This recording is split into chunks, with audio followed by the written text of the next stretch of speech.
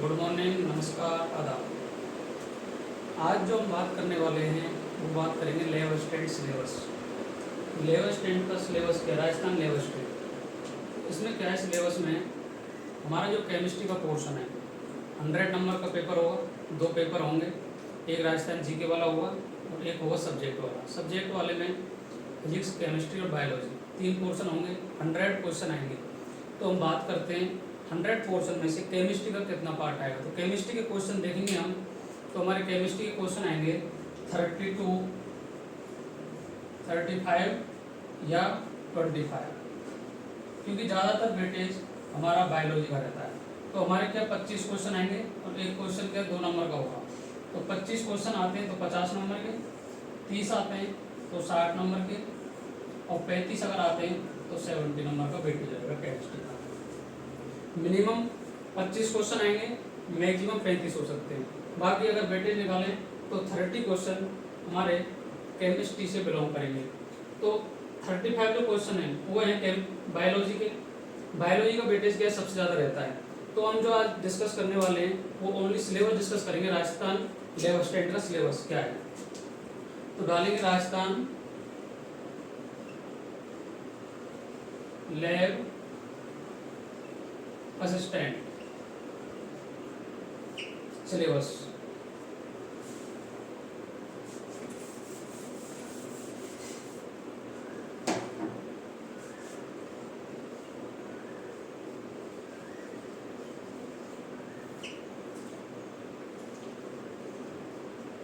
Maximum marks 50 to 70, यहाँ तक question आ सकते हैं। क्वेश्चन का वेटेज रहेगा 25, 30, ये तो होंगे मिनिमम, ये होंगे मैक्सिमम, और बाकी जो नंबर हैं 30 क्वेश्चन तो आने ही आने होंगे, ये होंगे 60 मार्क्स के। तो हम बात करते हैं इसके बाद में क्या होगा कि जो राजस्थान लेवल का सिलेबस है अपना, तो सिलेबस में देखें हम, तो सिलेबस में देखो केमिस्ट्री वाले पोर्शन में क्या है।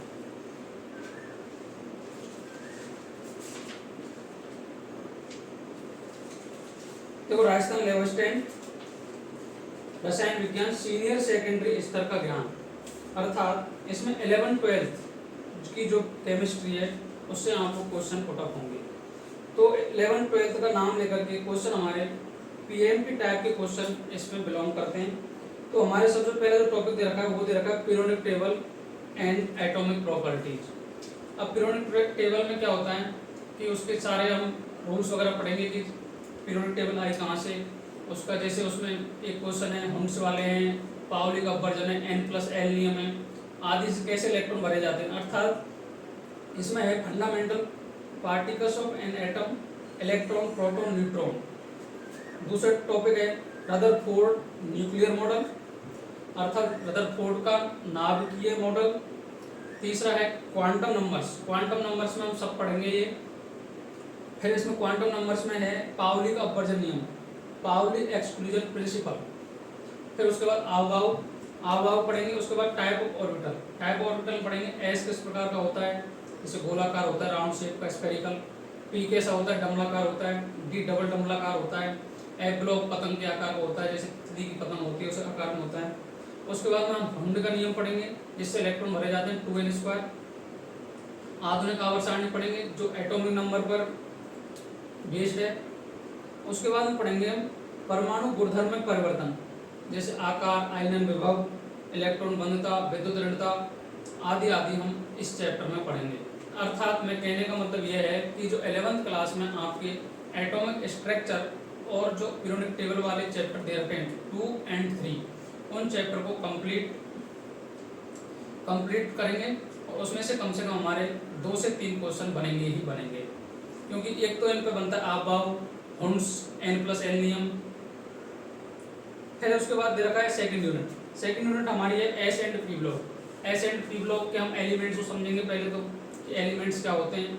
उसके बाद में है इलेक्ट्रॉनिक कॉन्फ़िगरेशन। इलेक्ट्रॉनिक कॉन्फ़िगरेशन क्या क्या है।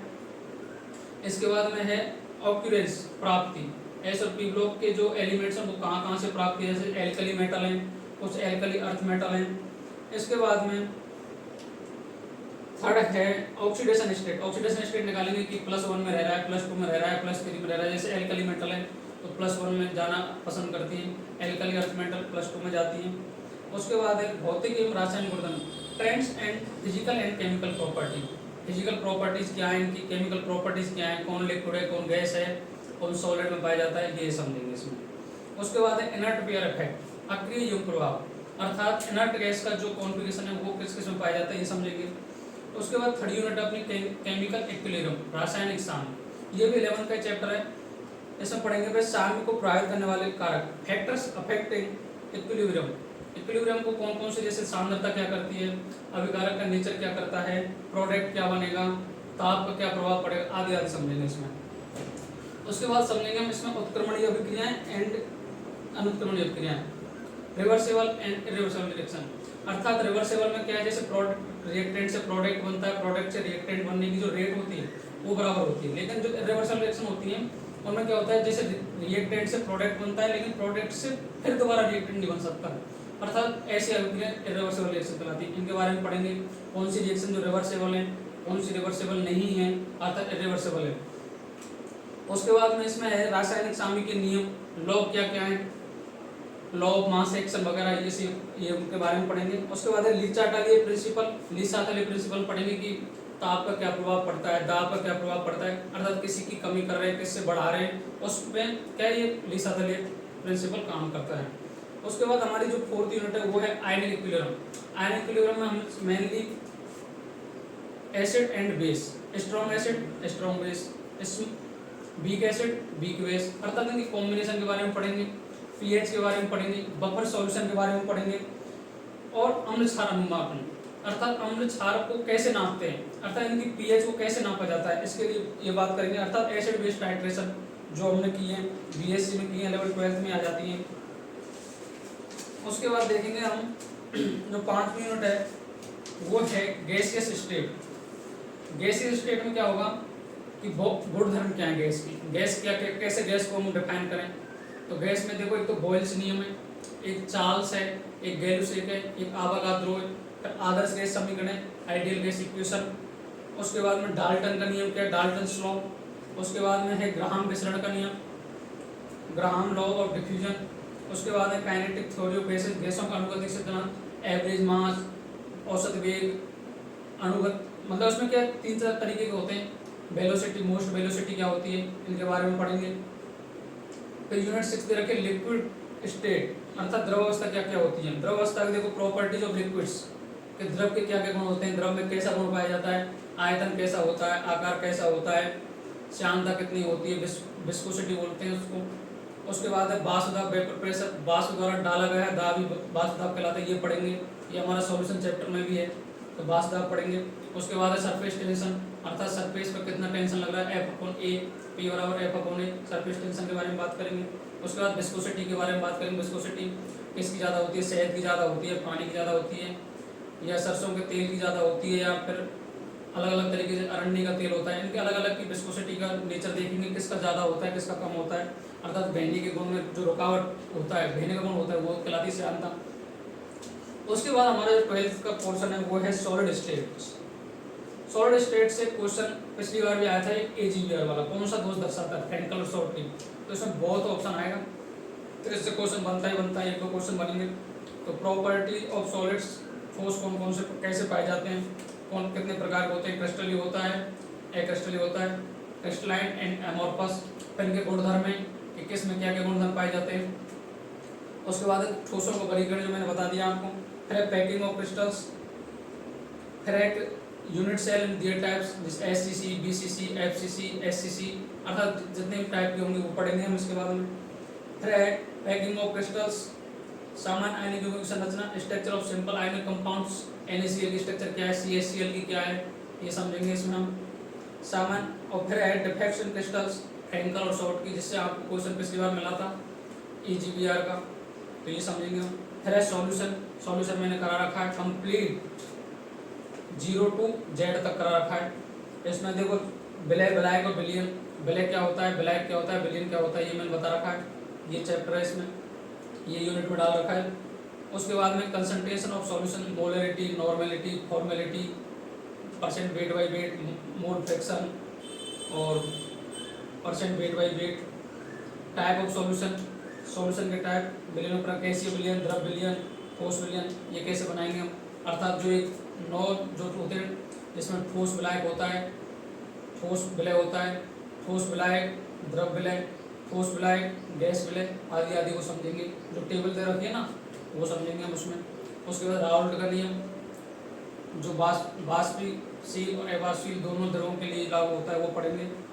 इसके बाद में है विलियन के अनुसंग गुणधर्म, जो कोलिगेटिव प्रॉपर्टीज में बता रखी है। बास दाब में अपने lowering in vapour pressure, elevation in boiling point, lowering in freezing point and vapour pressure, ये चारों दे रखी है, मैंने पढ़ा रखी है। तो सॉल्यूशन जो चैप्टर है अपना डला हुआ है यूट्यूब पे, कंप्लीट वीडियो डली हुई है सारी, तो ये मैं करा चुका हूँ। इससे कम से कम 2 क्वेश्चन बनेंगे, 1 से 2 क्वेश्चन तो बनेंगे, 1 तो आएगा ही आएगा, 2 बन जाए तो बहुत बढ़िया बात है। उसके बाद है ऑर्गेनिक का पार्ट, देखो भैया nomenclature, general properties of organic compounds, अर्थात कार्बनिक यौगिकों का नामकरण व सामान्य गुणधर्म, अर्थात rules of IUPAC nomenclature, IUPAC के रूल क्या है। दूसरा है इलेक्ट्रोफाइल्स क्या होते हैं और न्यूक्लियोफाइल्स क्या होते हैं, ये समझेंगे हम। इंडक्टिव इफेक्ट क्या होता है, मीजोमेरिक इफेक्ट क्या होता है, ये समझेंगे।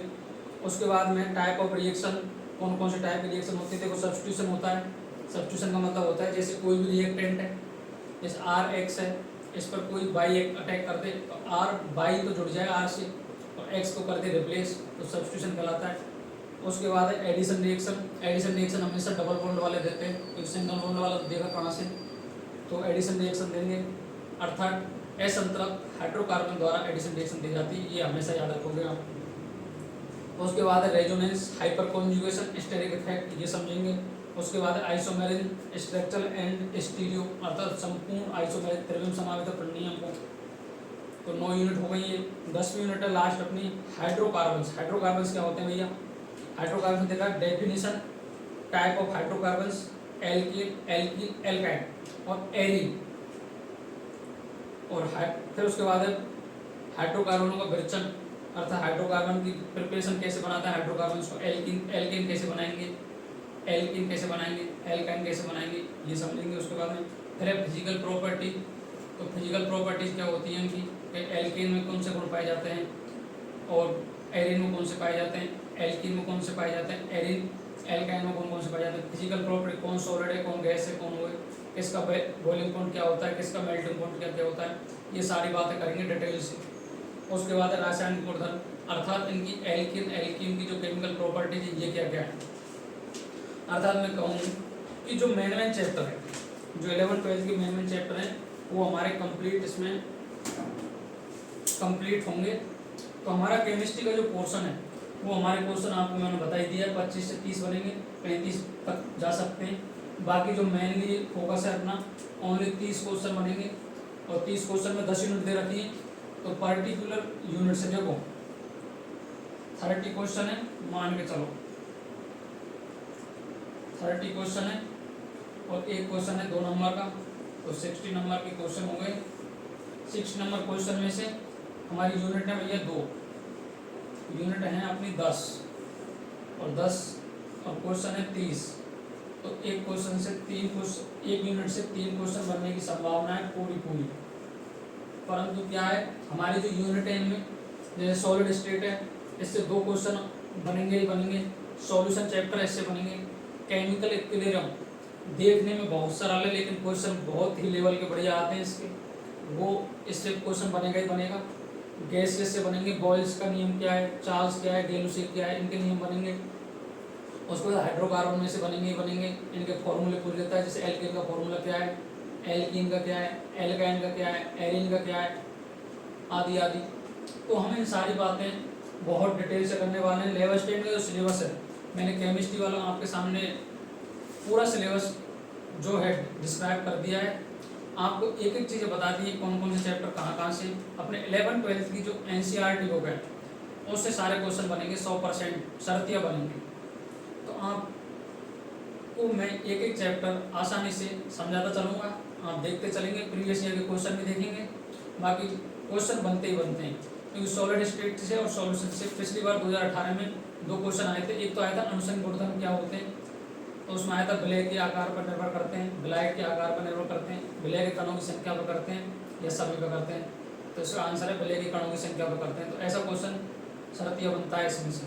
तो सॉल्यूशन स्टेप, तो ये क्वेश्चन बहुत ही इंपॉर्टेंट है, क्योंकि इसमें क्या भटकते हैं लोग कि आकार पर निर्भर करता है या उनके तो इसका आंसर आप कभी भी देख लो, अनुसंख्य का मतलब होता है संख्या पर निर्भर करने वाले गुणधर्म। और एक है फ्रेंकल शॉर्टकी में, फ्रेंकल शॉर्टकी में सारे एग्जाम्पल एक साइड और AGBR का एग्जाम्पल एक साइड। तो AGBR हमेशा फ्रेंकल और शॉर्टकी दोष दर्शाता है, ये आप याद रखोगे। इनकी सॉलिड स्टेट में समन्वय संख्या याद करेंगे हम कि किसकी समन्वय संख्या कितनी होती है, कौन कितनी पैकिंग में पाया जाता है, धनायन कहाँ पाया जाएगा, कौन सी वर्ड में पाया जाएगा, ऑक्टाहेड्रल में पाया जाएगा, टेट्राहेड्रल में पाया जाएगा। ये सारी बातें हम करने वाले हैं डिटेल से। तो मैंने आपके सामने सारा सिलेबस डिस्क्राइब कर दिया है। आज के लिए हम इतना ही रखते हैं, कल से हम स्टार्ट करते हैं अपने फर्स्ट चैप्टर से, आवर सारणी वाले चैप्टर से। तो thank you very much, have a good day. Ram Ram sir.